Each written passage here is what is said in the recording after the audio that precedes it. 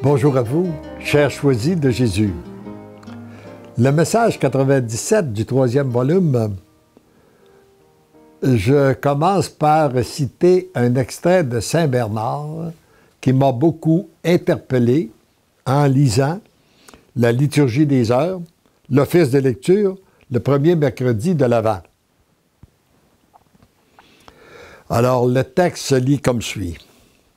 Nous savons qu'il y a une triple venue du Seigneur.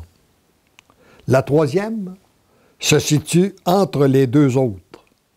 Celles-ci, en effet, sont manifestes, celle-là, non.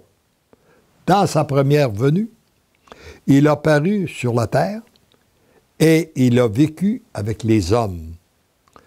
Lorsque, comme lui-même en témoigne, ils l'ont vu et l'ont pris en haine.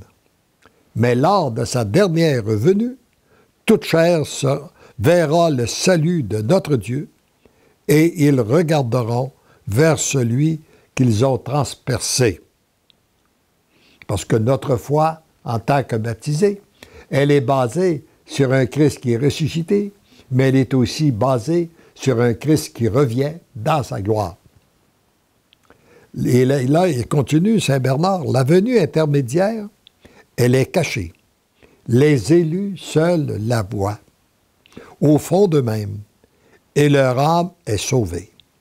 Ainsi, il est venu d'abord dans la chair et la faiblesse, puis dans l'entre-deux, il vient en esprit et en puissance. Enfin, il viendra dans la gloire et la majesté. Cette venue intermédiaire est vraiment comme la voie par laquelle on passe de la première à la dernière. Dans la première, le Christ fut notre rédemption. Dans la dernière, il apparaîtra comme notre vie. Et entre-temps, il est notre repos et notre consolation.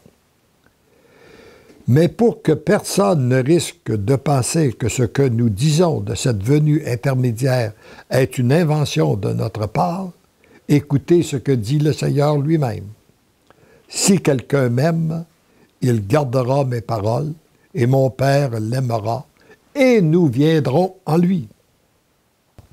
Mais je perçois qu'ici, Jésus exprime quelque chose de plus en disant « De celui qui l'aime, il gardera mes paroles. » Mais où les gardera-t-il? Dans son cœur.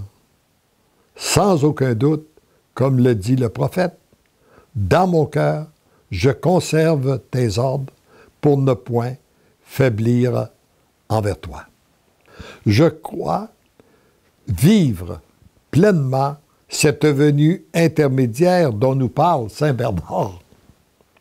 Et je la vois se vivre chez beaucoup de gens que je rencontre. Nous sommes sûrement très près de la conclusion du troisième volume. Depuis le 7 novembre 1996, date qui marque le début du premier volume, je ne cesse de découvrir la présence croissante de Dieu en moi et chez les autres. J'ai écrit ça en 2001, c'est encore plus vrai aujourd'hui. Non seulement je découvre sa présence, mais je découvre toujours davantage un Dieu ponctuel qui parle et qui agit. Ses paroles m'apparaissent toujours plus vivantes, éclairantes et transformantes.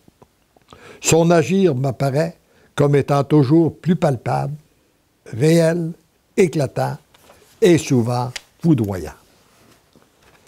Personnellement, où cela me conduit-il? Qu'attend-il de moi? Peu importe, l'essentiel, c'est de savoir qui me conduit. Et je le sais, ma confiance est totale.